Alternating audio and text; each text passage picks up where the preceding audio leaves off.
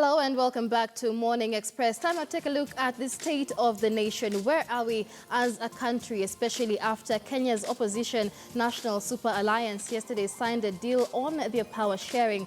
And that forms the basis of our question of the day this morning, where we are asking you, is NASA the solution to Kenya's ethnic politics? Is NASA the solution to Kenya's ethnic politics? Do engage us on Twitter, and our handles there on the screen, hashtag Morning Express KTN. You can also tweet us at Michael G. Gitonga, at Michelle Ngele, at Professor Y. Prof. Wainaina, as well as at KTN News. We'd like to hear your thoughts and comments on that. And before we begin this conversation, let's introduce our panelists this morning. Beginning on my left, we have media commentator Chris Pasiankem. Many thanks for joining us in studio. Thanks, Michelle. We also have a lawyer, Immaculate Shamala, who joins us on State of the Nation. Many thanks for joining us. Thank you. We also have political analyst Martin Ndati. Thank you for making time for us.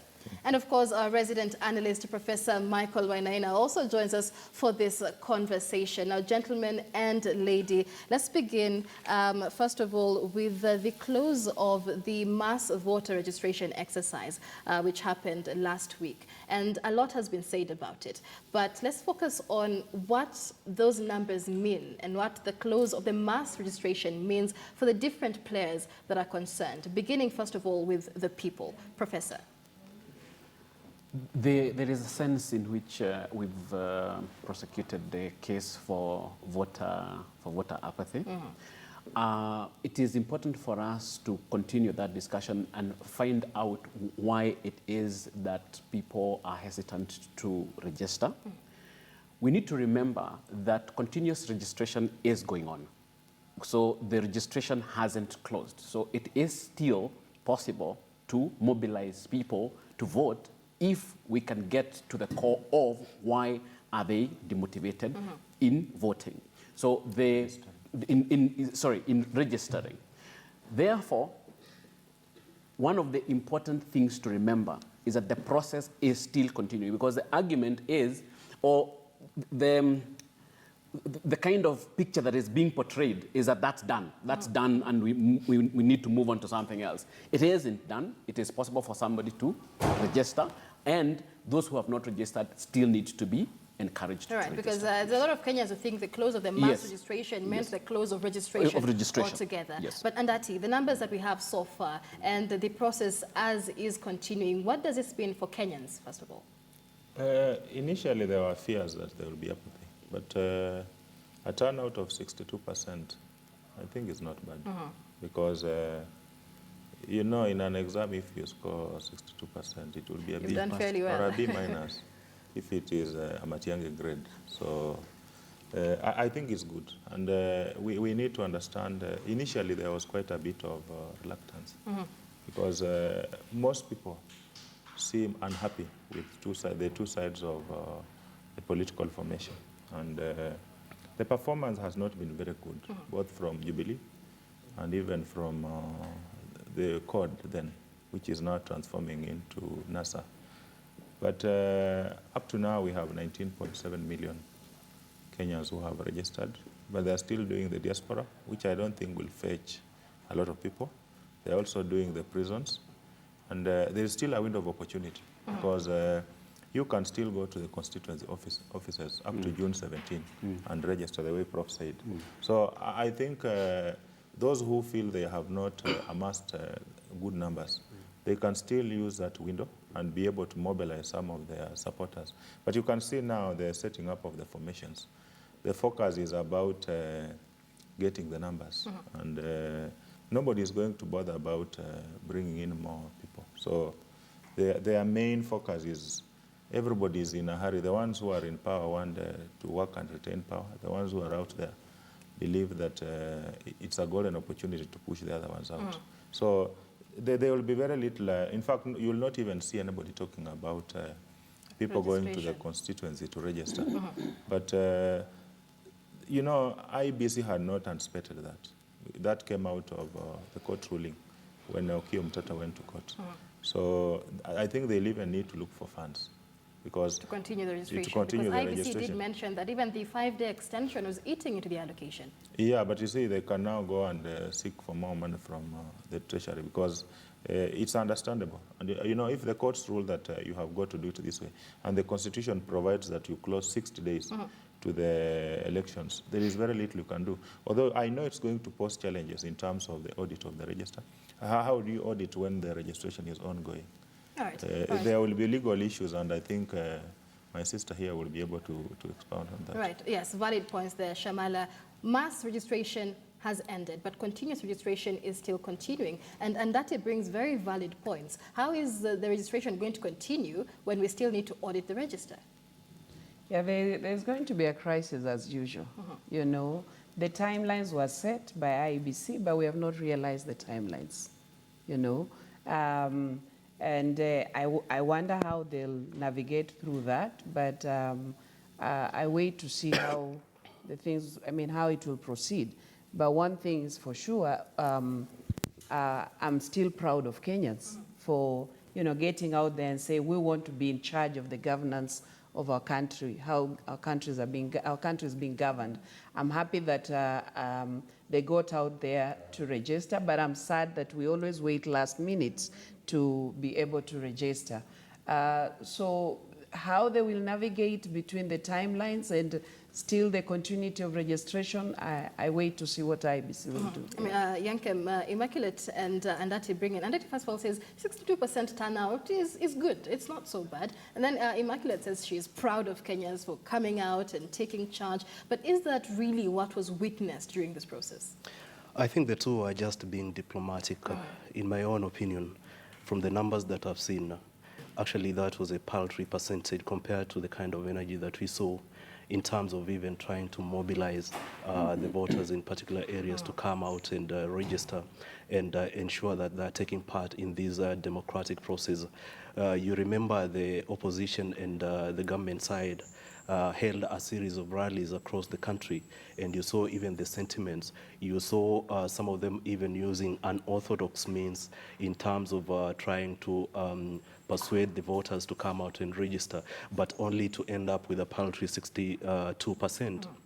We should not lose sight of the fact that the IBC had projected a 6 million number target, so to speak, but we ended up with about 3.7.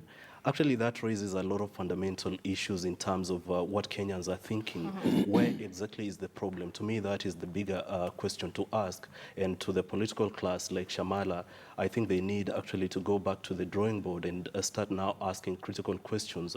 Where exactly is the problem? In fact, to the government side, I think they need to be worried. But having said that, Michelle, really, the numbers that I've seen indicate that this election is going to be too close to call. It will be a tight contest between NASA and Jubilee side. Yeah, I've seen some figures being thrown here and there, and there is a difference of about 40,000, so to speak, between NASA and Jubilee. So there is a lot of work to be done on both sides in order for them to be able to avoid a runoff in any case. All right, and let's talk about the political class, Professor, because and that it brings in the point that 62% of Kenyans have been registered. And as it is, it's very unlikely that politicians will be out there telling the rest of the Kenyans to go and vote in their constituencies. What they're doing is running to the drawing table and trying to see what they can do with this 62%. So where do the politicians lie in this? There is a problem in the argument that we are pushing that this is going to be a two-horse race and it is going to be too close to call, and the difference is about 10,000 or 20,000 votes. This is the story that the politicians would want us to tell. The question is, do we ask people to cast a considered vote, or do we ask people to cast a committed vote? Because what the politicians are telling us is that they know how Martin will vote. And that for them, there is no need to convince Martin of why he should vote for whoever he will vote for. They know that he will vote for ABCD. This is not a healthy discussion in a democracy. And this is not going to help us change the narrative, change the dynamics, and change the political space. I think it is important to remind the people that the locked vote is locked because of the tribal narrative of the political class. The only people who benefit from a tribal narrative is the politicians. And they want us to believe that that is the only narrative and that is the only possibility that we have. We have said consistently, we have 44 million Kenyans. Those are 44 million narratives and counting.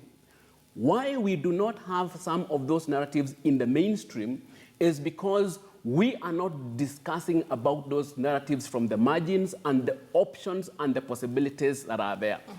I'm a political blogger, and one of the questions that I get, if I do an article that is seen to be against COD, I am called a Jubilee mole, or they say that I have been paid by Jubilee whoever, okay?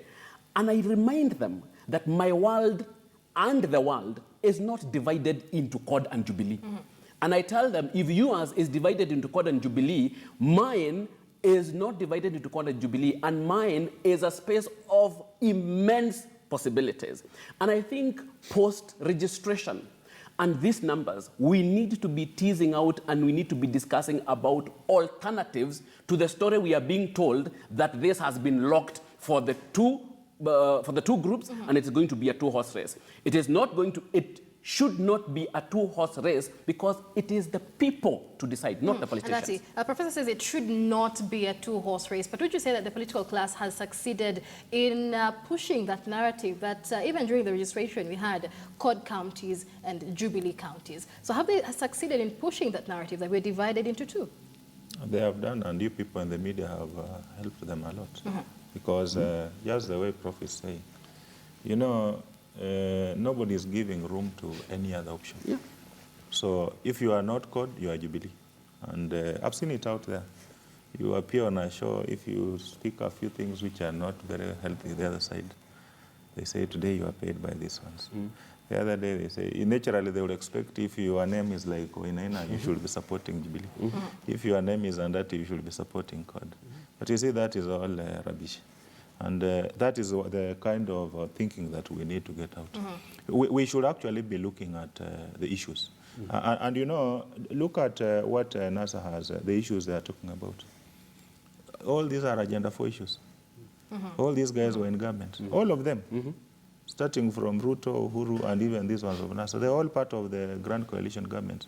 And Kofi Annan came here after we had fought and told us, address these issues. They got into government, they shared power the way they are now trying to share power. That time, the government was big enough to accommodate all of them. Nobody resolved those Agenda 4 issues. TJRC, even this mess in the IBC. We were told that we should not reform the commission 2 years to the elections. We were told to have a functional electronic voting system. But you see, when the guys got into power, they forgot about it. In fact, they wanted the things to remain the way they were, believing that it will help them. After one side loses, now they start making noise. So it is all about self-preservation and interest. And I saw when you're analyzing the papers, they'll tell you about youth, they tell you about women. But we can see even here, we are gender sensitive.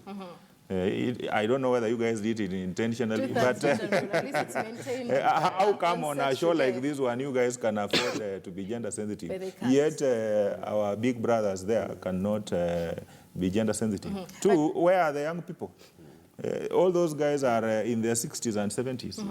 So they will tell you, no, there is no young person. Abduba has declared that he wants to be president. And some will argue young is not necessarily new or not necessarily good. But before we delve into that, Professor also raises another point of politicians seemingly thinking that they know the numbers already registered, they know how people are going to vote. That just because you registered as a voter in Kiambu, you're going to vote for Jubilee. Because you registered in Kisumu, you're going to vote for NASA.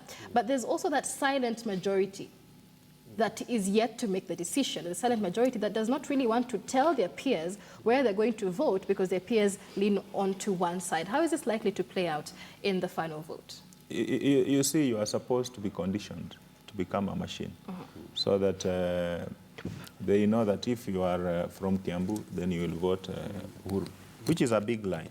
And when you look at even the demographics, and you see nobody is taking, in the media is taking the trouble to look at the finer details.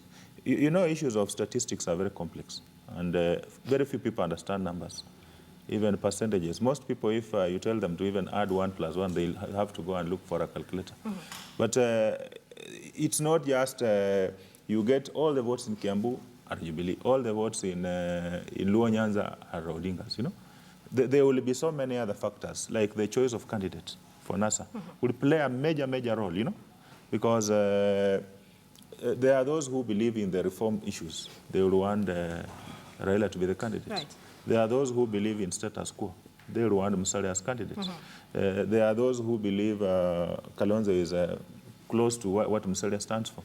And of course, Wetangula has also been there, although he's losing out big time. So all these factors will come into play. Two, the Rift Valley equation, what happens? Because Kanu initially had indicated that they might join NASA, but from the reports coming out, it looks like Mzee Moi has pushed Gideon into agreeing into supporting Jubilee. Then there is Isaac Ruto. Did you see him in yesterday's function? But they have been telling us all through that Isaac Ruto is on board. So all those issues are going to come into play. If you repeat the script of 2013, you have Raila and Kalonzo running, and this other side. The dynamics won't change much. All right. Yeah, so so Kenyans you need to look at the younger voter also, because most of the people who are registering now finished school the other day. They don't understand the issues of the struggle. They don't. In fact, if you tell them you are in the struggle, they ask you went to a school called struggle. If you tell them you are in prison, they think you are a criminal, you know? All right, just before we talk to you, Yankem, let's hear from lawyer Shamala here. I mean, how is this narrative likely to play out, especially the issue of the silent majority? Okay. One thing I want to say that as a human being, you need to grow and transform. Whether they were in the other side, the same people, but they have transformed in terms of ideology, okay? And so there's nothing wrong when... just before you continue, they have transformed in terms of ideology. So, yes. Because critics would argue that there's nothing new between Jubilee and NASA, and nobody has heard any different issues so far. Actually, there is. Like NASA talking about historical injustices, land question, where I come from, issues of squatters, issues of internally displaced persons in Trans Nzoia County have never been actually addressed. They are talking about it. Jubilee has not talked about it. Is that ideological transformation? Well, for me, and give me my space, okay? For me, I think that you can say the people of NASA, whether they're the same old people, but the agenda they're addressing, the agenda they're advancing, does it resonate to the people of Trans Nzoia, I mean, the people of Kenya?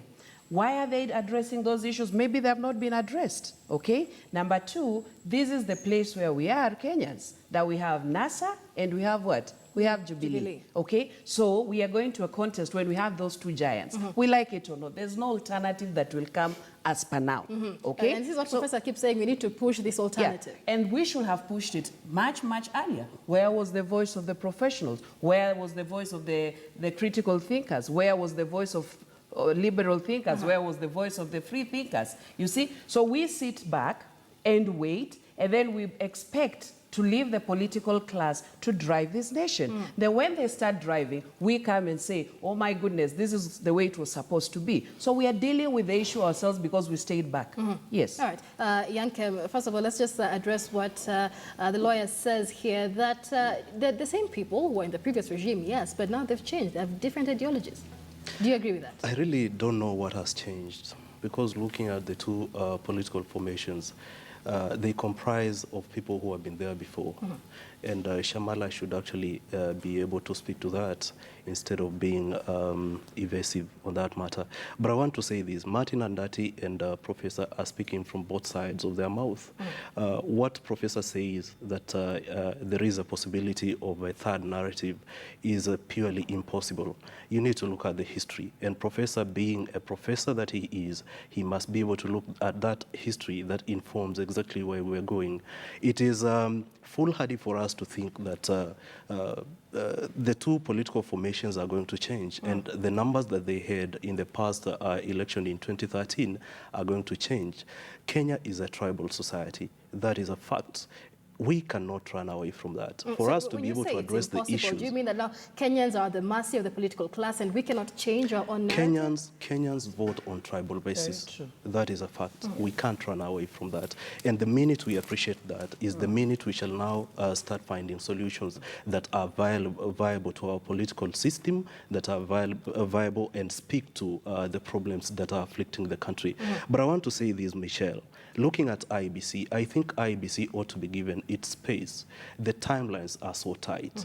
The minute we say that mass voter or continuous registration of voters ought to continue 60 days, as the Constitution suggests, I think we are actually digging ourselves into deeper problems.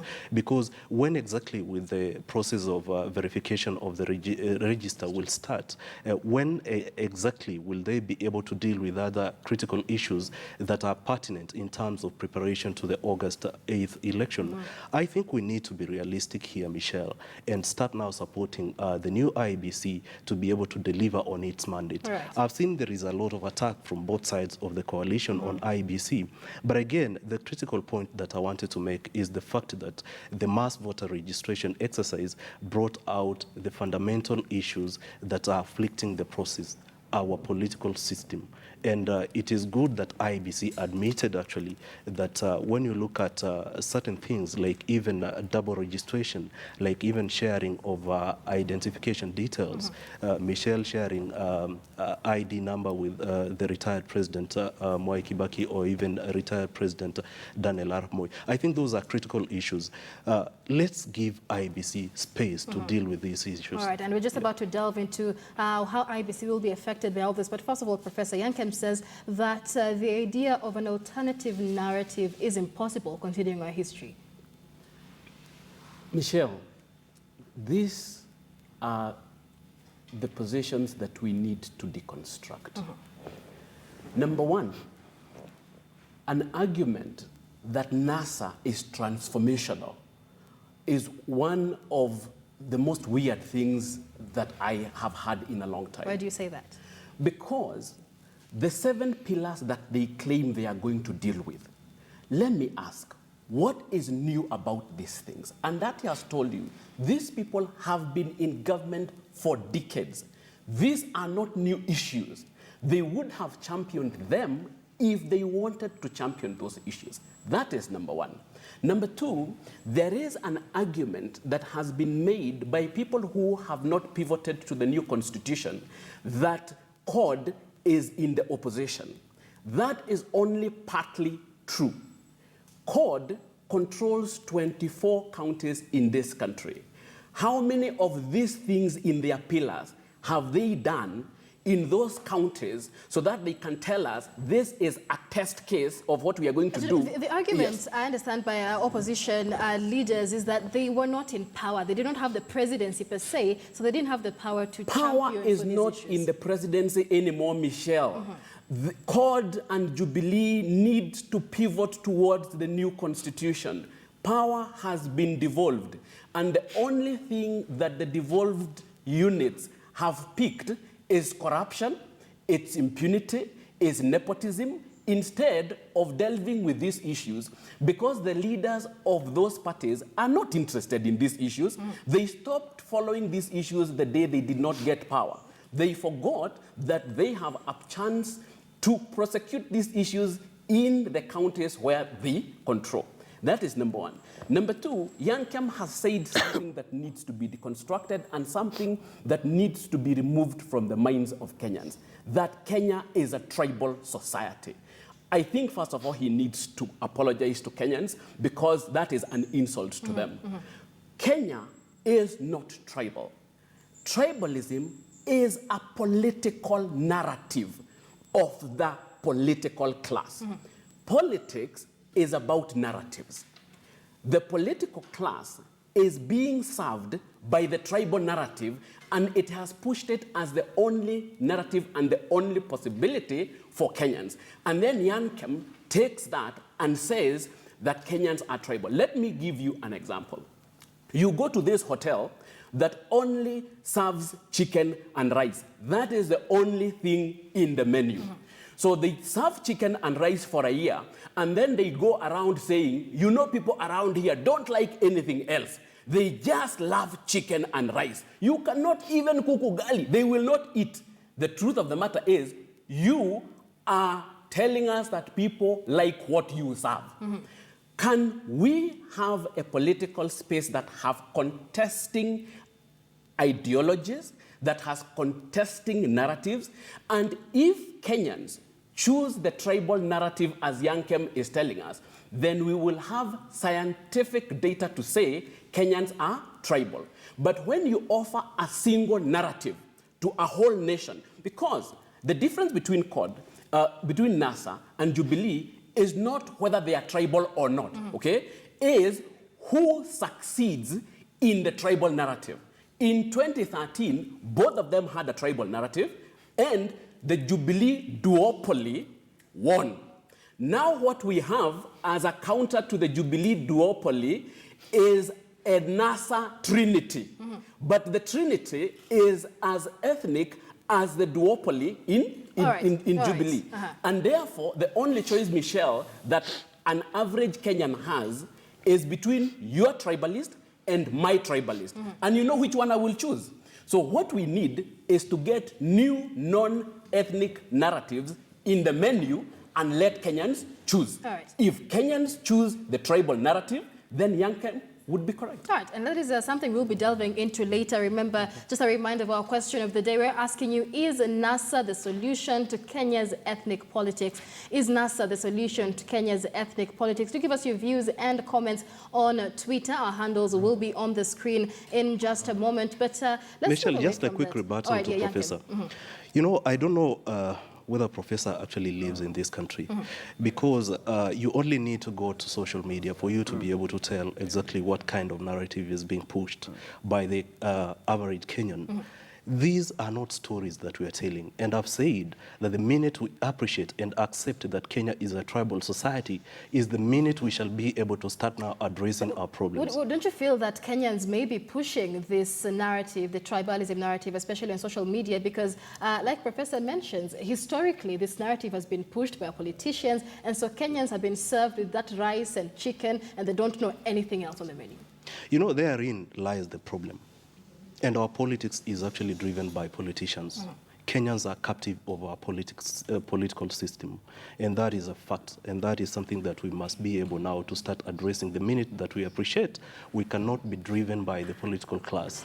I like quoting a certain philosopher who says that the #1 priority for every politician is actually to be able to get exactly what they want. And they're using the common person as the bargaining chip for them to be able to ascend to political seats and or power, political offices. All right, that's very interesting. I mean, I find that rather interesting. But just before we delve into that, because I understand Professor wants to just rebut on that, let's focus on IEBC for a moment, because Yankem, you also brought that up. Yes. We have, after the mass voter registration, IEBC is a big player in this. And Yankem brings in the issue of when will the voter register be audited? There's issues of procurement right now. About 5 months to the election, procurement has not yet begun. And most importantly, if we begin with you, Martin, the issue of independence. Just this past week, there's been in the news allegations of Interior CS Josephine Kaiseri interfering in the process of the electoral process. IEBC has not come out to say anything about that yet.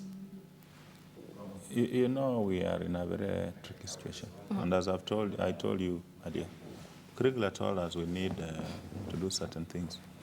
We ignored. And look at the timelines. We are already behind schedule.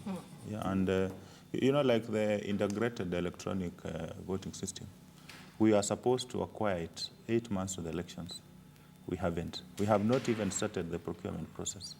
So, you know, if you acquire the equipment, and you know now Kenyans like litigation, and the lawyers encourage that because that's how they make their money.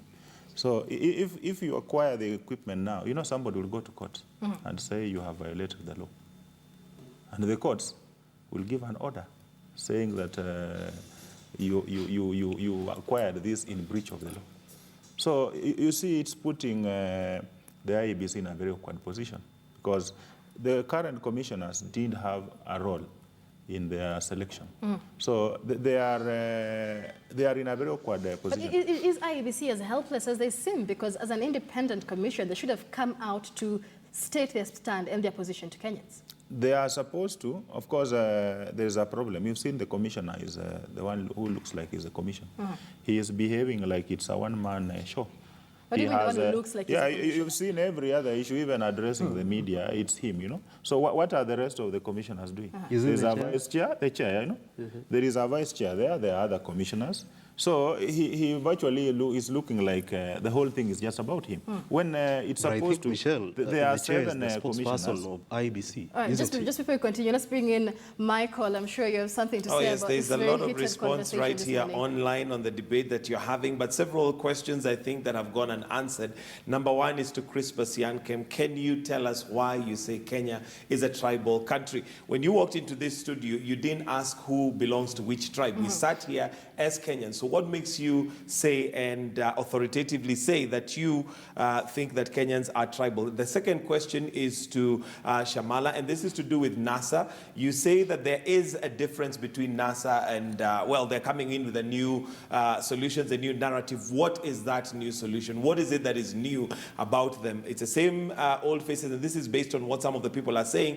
Again, looking at the gender balance, there is no gender balance. There is no youth when we look at their structure. So could you tell us what is new? And maybe we'll start with Yankem. Why is Kenya, do you think, a tribal nation?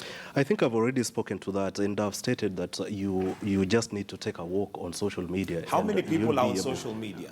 Actually, quite a number. And a lot of those numbers that we're talking about. And at any given time, some of those fellas, there are 3-4 guys owning one account. And at any given time is 500,000 which are active. So, you have a small click here. And, the narrative that social media is what determines the thinking, there is a lie. It is not all about social media. It is not all about social media. True. Out of 44 what I'm saying, look at our voting patterns. Who are on social media. Yeah. So look at our voting patterns. Look at 2007. Look at 2013. This is not rocket science, Michael. These are facts. And our history speaks to that. The question is, how have you gotten your facts? What advises your facts? Is it just the politics that we have? Because if you walk into a market today, I don't remember a place you'll go and somebody will ask, what tribe are you before I buy from you? Because I would imagine even that's when you what walk into the supermarket. Is it just on the political? Not even that. Michael, that is being simplistic about it. In 2002, you saw Kibaki get votes across the country. And when Kibaki got, I remember I was in a function in a public service club. When Kibaki got the accident on Mombasa Road, guys broke into tears. And we were there, so many people from so many communities, Because that time, Kibaki carried the hopes, aspirations of the Kenyans. So it was not, so of course, the NAC dream aborted somehow. But the thinking that Kenyans are so tribal, they cannot come out of the tribal cocoon is a lie. Big lie. Martin, in 2002, I agree with Martin that we had now started seeing the light and we had started now addressing the fundamental issues, especially around tribalism. But now, this raises a lot of questions to institutions like the Kaparo institution. What exactly have they been able to do in order for us to be? And that is why we created that commission. Those are agenda for issues. That is why we created. If Kenyans were not tribal, we couldn't actually be having such kind of institutions that are specifically geared towards fighting certain ills in our society. Is, like you say, in 2002, Kenyans somehow started to see the light. But are you saying now still that it is impossible for Kenyans to change? I didn't say so. I said the minute we start appreciating the fact that we are sliding back to tribalism. All right. Is the minute we shall be able to address these issues that are coming. Let's allow Professor to maybe give a rebuttal on the tribal thing. Then we'll come to Shamala on why you think NASA is different and what is new about them. Prof. Yankem belongs to what we call the reality-based community that look at the things the way they are and be very afraid because they cannot be changed.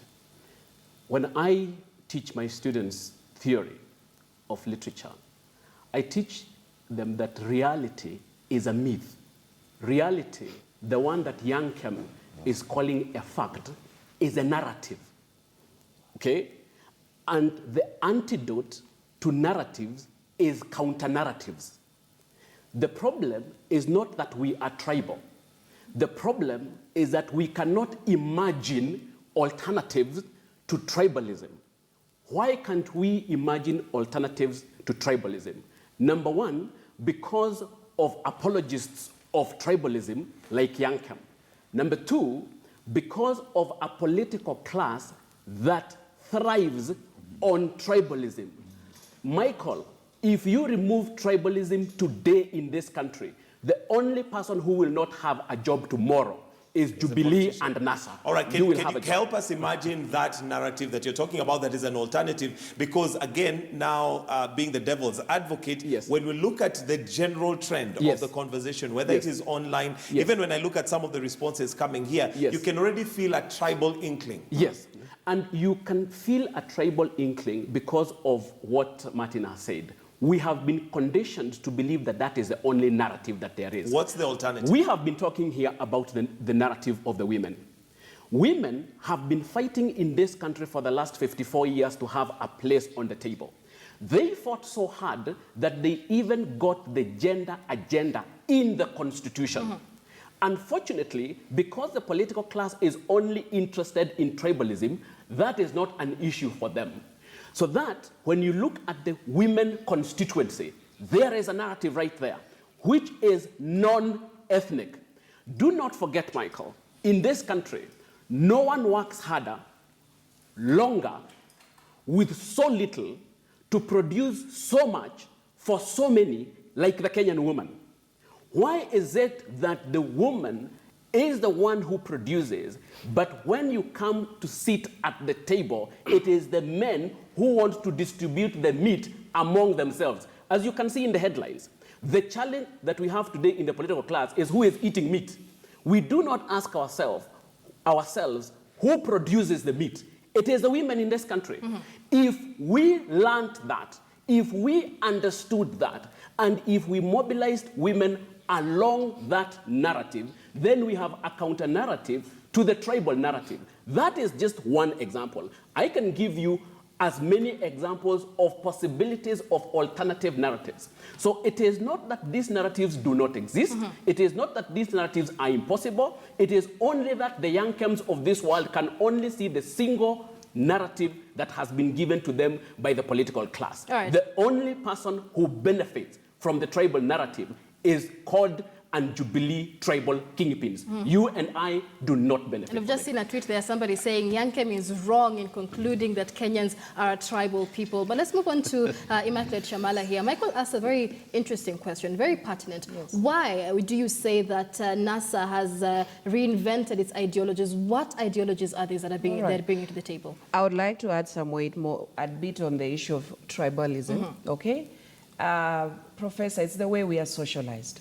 It's the way we are socialized. Look at the rites of passage from even the community I come from. They are told that you come from this community, you're warriors. You know, they make you believe that you're different from the other community. So how we are socialized, leave alone conditioned, right from when we are children, you're a Luya, you know, from the home. You're told you're a Luya, you're a Kikuyu, you're whatever. And so that kid grows knowing that you're a Luya. Then there are also discussions as parents we have in the house. For example, probably they bring the picture of NASA. You hear parents saying, those people are very bad. And the child gets that. The child gets to hear that. And the child grows knowing that Raila, Musalia, or Uhuru are bad people. And so that's the environment that our children are living in. That's the environment we lived in. That, you know, you are at this tribe, you're that tribe. So for me, I'm saying, let's be honest. Let's be honest that even it reaches a point where you can be seated somewhere and somebody says, what's your name, Shamala? Oh, we know where you're coming from. You're coming from Western.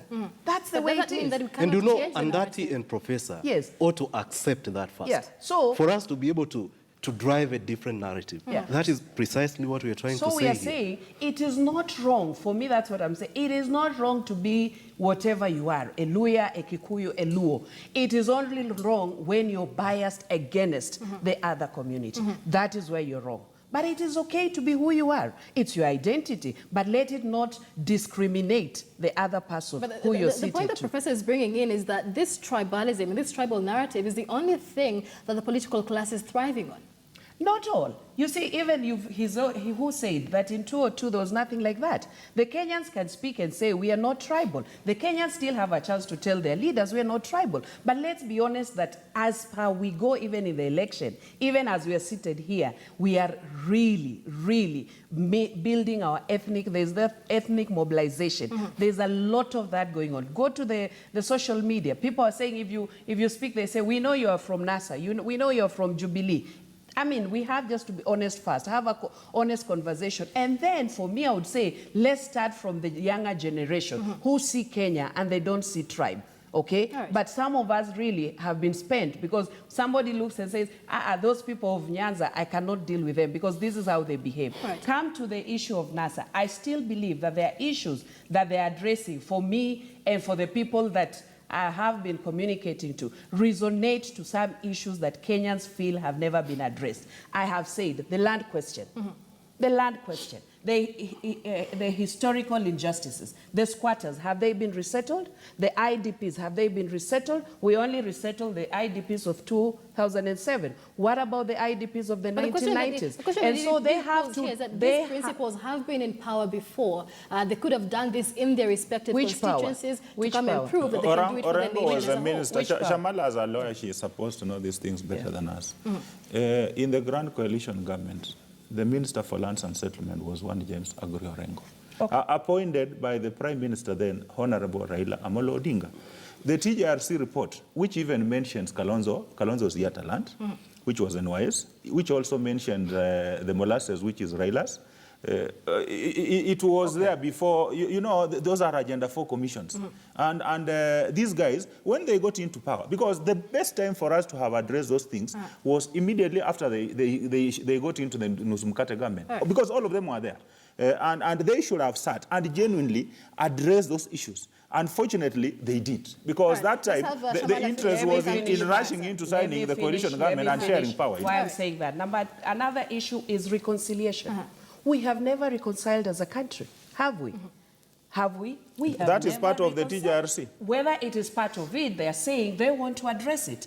Were there any attempts by others, the system that is there, has been there, attempts to show that they can at least try and reconcile communities? We live in Nairobi, some of you, but go to the village. There are other communities, even they cannot see eye to eye. And then NASA is saying, why can't we respond to that issue? What have they done as principles before, right now, in terms of reconciliation? Well, I'm saying, one, these are the agendas they are committed to, okay? This is what they are pronouncing themselves to. That we are ready to. Because when you look at their track record, we can't see this. And for reconciliation to take place, my friend, we need to have some logistical issues. We need to have the goodwill. Okay? And then we come to issue of gender representation that you have asked, isn't it? That somebody has asked. You know, there's something I ask myself. Must I be there so that to be seen that women are represented? Yes, you must. Yeah, you need to. That is why you are here, and that's why we are That's a question. Wait. That's a question I ask myself. Number two, I say, there are people who, like Professor, is advancing gender issues so passionately and articulately than even sometimes the women themselves, okay? And so this is something we've always had in the gender discourse. There are those people who say, we just need women because of numbers. I don't agree with that. We need women to participate, not only representation, but to participate. And so, if the women are not in the front page, that is wrong. But I ask myself, what did Musalia say, for example? He said, the doors are not closed. Many have to come. So we are not saying that those are the only people who are going to be NASA. He has invited. Right. And my take is, when you are inviting, let there be affirmative inviting that women are the ones who should be included also. Professor, these are the ideologies that Shamala is talking about. Is this anything new to you? Let me school Yankem and Shamala into something which I had assumed should be simple, but it looks like it's more complicated than I imagined. There is a difference between tribe and tribalism. There is nothing wrong with tribe. True. Tribalism is the use of the fact of tribe to exclude or to include. As soon as the criteria for inclusion or exclusion is tribe, then you are in the realm of tribalism. Now, let us take one example of tribalism. That is use of tribe to include or to exclude. There is a guy who wants to be president in this country. He is on tape as having refused to answer a question from a journalist because of the name of the journalist. And the guy wants to be president. And the guy is now in NASA telling us the way he is going to champion inclusivity, reconciliation, and nationalism. And this is why it annoys a lot of Kenyans when Shamala comes and juxtaposes the word transformation and NASA. Those two words cannot be uttered in the same sentence unless they are being contrasted. The question is, if I want to be a president of a country where I cannot answer a question because of the name of the journalist who asked it, am I the person to be pontificating about tribalism? And I could pick more examples from the same people to tell you that the formula for NASA is the use of tribe to include or to exclude. The formula of Jubilee is the use of tribe to include or to exclude. And that is why I'm saying, for so long as these are the people who are pushing the national agenda, it can only be tribalistic. And the antidote for narratives is not fact, is not reality, is not acceptance. We have been told to accept. The antidote for narratives is not acceptance. The antidote for narratives are counter-narratives, alternative counter-narratives. So we are here, Andati and myself, seemingly, I don't even know how we ended up sitting together, we are here advocating for counter-narratives. And Yankem and Shamala are here telling us, accept the status quo because there is nothing you can do about it. Right. And as it is, of course, Shamala especially says it's a bit too late now that, the people championing this alternative narrative should have started way earlier. So that by the time we get to the polls, we have that alternative narrative. But as it stands now, we only have the two giants. It's a two-horse race. So is she making, sorry, Michelle, is she making an argument of lateness, or is she making an argument of impossibility? Right. So I would want to know, is she agreeing that we have a dominant tribal narrative and that we need an alternative non-ethnic narrative, but it's late? Or is she saying that it is impossible to get an alternative narrative altogether? Because if it is a question of timing, okay, leave that to the owners of the counter-narrative. It is their timing. But if it is a question of being a skeptic, if it's a question of being a reality-based observer, then she is saying that an alternative narrative, first of all, is not only impossible, but it is unnecessary. I have said that the antidote to narratives is counter-narratives. Right. The antidote, is it impossible or is it too late? Well, from where I sit, at the moment I would have seen that alternative narrative, from where I sit, and Kenya has been blessed with very smart thinkers, intellects. I think we would be seeing it, we would be hearing about it, we would be looking at it and saying, like us who were critical thinkers saying, Kenyans, by the way, this is the narrative we should be advancing. But like we've even spent the whole, for example, 40 or so minutes talking about this too. That is NASA and Jubilee. Right. And that's the way it stands. Okay. You see? Okay. So we're out of time. Just if I could just one question. The question we're asking our viewers this morning, very briefly to all of you, Yankem, is NASA, where we stand now, the solution for Kenya's ethnic politics? Not so sure. Like we've said on this particular show that it is actually the same forest with different monkeys. And it is important for us to appreciate the fact that unless we get a different narrative, Kenya cannot move forward. Right. So to NASA, I think the critical point that I want to make is how they get their messages through. For instance, when you look at today's front page, you'll see the four principals Yes. within NASA, and you'll see, I think, two of them smiling, but two of them are not smiling. That actually is the problem. Right. What kind of messaging are you trying to push across? Number two, you remember when they had their first inaugural rally, I think in Bomet some 2 weeks ago, you know, there were people who came to the podium and spoke a lot of unpalatables. You know, to some communities, this is actually offensive. And I think my friend Kiptanui articulated that in one of his articles in a better way. So when they're headed to Eldoret, I think it is important for them, and Shamala, you better listen to this. It is important for them, first of all, to know the issues around that particular community. Number two, who drives the message home? Who are the speakers? Be able to choose the speakers in a better way. Number three, which is very important. Yes, let's wrap up. How exactly are you going to accommodate these communities that is purportedly in government? All right. And that, unfortunately, Yankem has eaten into your time, so we'll not be having your final comments. But thank you so much for joining us in studio for this conversation. And remember, we did have a question of the day, Michael. How are the results so far? Well, the results so far are quite interesting. But before I go to the results, Michelle, there's a lot of response. Allow me to just read a few.